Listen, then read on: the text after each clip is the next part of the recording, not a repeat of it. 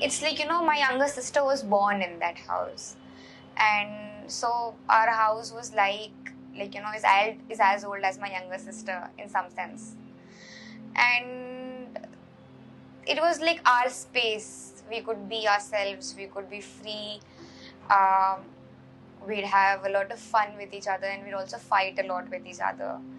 And my mother was very fond of plants, so when they were demolishing, we saw the plants and the pots, they just crumbling down.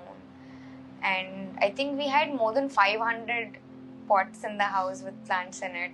It would have been difficult for them to... I also imagine that the plants would be cursing them, so that also gives me relief. As Muslims, Muslims don't even have to do anything. Even if there was no protest in Allahabad, I'm quite sure my father would have been incriminated.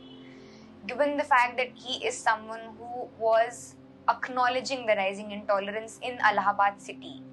I mean, there was a Dharma Sansad where genocidal calls were given. And this punishment or this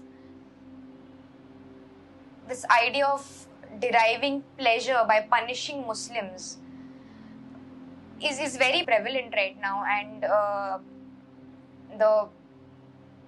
the Hindu supremacists derive, it's a fetish of theirs of sorts to see Muslim house crumbling, to see Muslims going to jail, to see Muslims being demonized and dehumanized on national television day in and day out, and that's their idea of fun.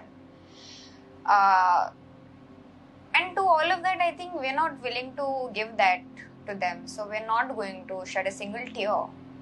And as for the entire Muslim community, I think the community is strong and will survive whatever will come.